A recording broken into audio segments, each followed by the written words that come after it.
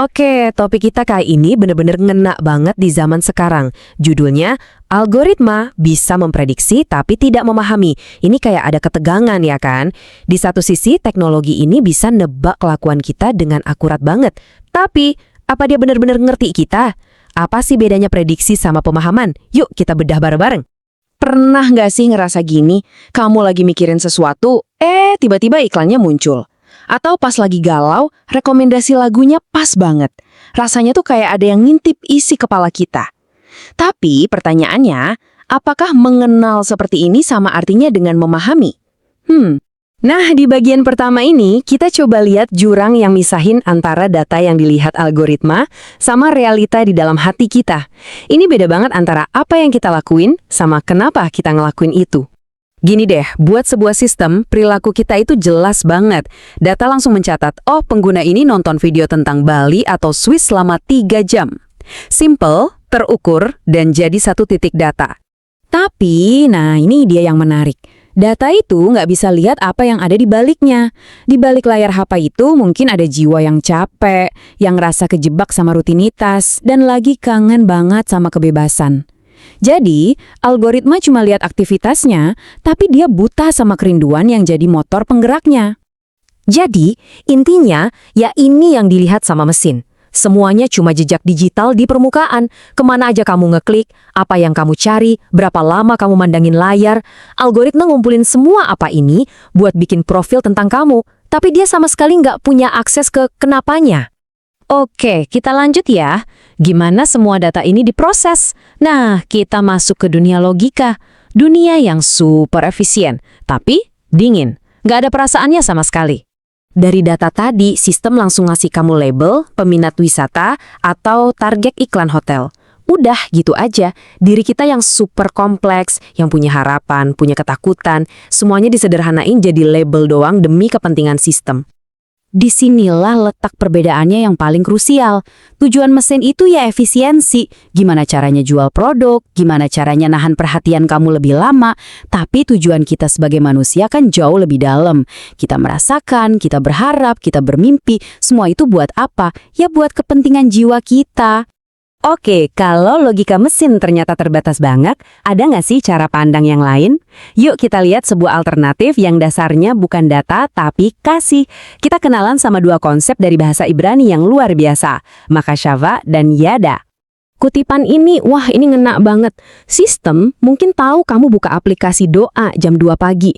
Itu data, tapi Tuhan tahu kamu terjaga karena kamu lagi gelisah. Kamu cemas soal masa depan. Nah, itu baru namanya pemahaman. Konsep yang pertama, masyakhafah. Ini bukan rencana yang kaku kayak cetak biru bangunan ya. Bayangin, ini lebih kayak seorang seniman yang lagi merancang sebuah mahakarya. Sebuah rancangan yang dinamis, yang lahir dari kasih, dan yang ngerti banget motivasi terdalam hati kita. Ini bukan soal rumus, ini soal relasi. Terus ada yada. Ini jenis pengenalan yang paling dalam. Beda banget sama algoritma yang mengenali pola belanja kamu. Yada itu artinya mengenal secara intim, menyeluruh, sampai ke sudut-sudut jiwa yang mungkin kita sendiri aja nggak berani ngakuin. Jadi, apa dampaknya semua ini buat kita yang hidup di tengah dunia yang terobsesi sama angka dan formula? Yuk kita gali lebih dalam. Coba jawab jujur, pernah ngerasa capek banget gak sih? Capek karena dituntut buat terus produktif, efisien, dan optimal setiap detik. Kelelahan ini beneran nyata, apalagi pas nilai diri kita seolah-olah ditentuin sama angka-angka di dunia digital. Ayat ini tuh kayak ngasih kita nafas lega ya kan? Cara kerja Tuhan itu beda sama cara kerja dunia. Rancangannya jauh melampaui logika efisiensi kita.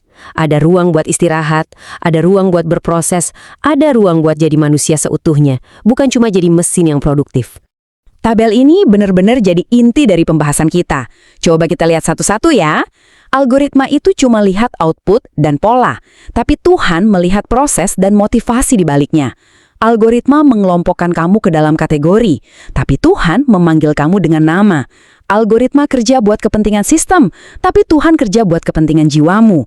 Dan yang paling penting, algoritma memprediksi kamu berdasarkan masa lalumu, sementara Tuhan merancang potensi kamu buat masa depan. Beda banget kan? Coba bayangin analogi sederhana ini. Algoritma itu kayak kamera yang motret matahari terbenam. Dia ngumpulin data, warnanya apa, komposisinya gimana, lokasinya di mana. Tapi pemahaman Tuhan itu kayak pas kamu berdiri di sana. Bener-bener ngerasain hangatnya sinar matahari di kulit, ngerasain hembusan angin dan perasaan takjub yang bikin hati adem. Satu cuma data, yang satunya lagi pengalaman intim. Oke, kita sampai di bagian akhir. Apa nih yang bisa kita bawa pulang dari obrolan kita? Pesannya adalah pesan yang memerdekakan. Jadi tolong banget dengerin dan resapi ini. Di dunia yang terus-terusan mau ngukur dan ngasih label ke kamu, ingat ini baik-baik. Nilai kamu gak ditentuin sama metrik digital. Kamu itu jauh lebih kompleks, jauh lebih indah, jauh lebih berharga. Kamu dikenal secara yadanaba, secara intim. Nah, sebagai penutup, saya mau tinggalin satu pertanyaan ini buat kamu renungkan. Algoritma memang hebat banget ngenalin pola perilaku kita di masa lalu. Tapi dia nggak akan pernah bisa ngenalin panggilan jiwa kita buat masa depan. Dan justru disitulah ruang di mana iman, harapan, dan hubungan yang sejati itu tumbuh, jauh melampaui jangkauan kode manapun.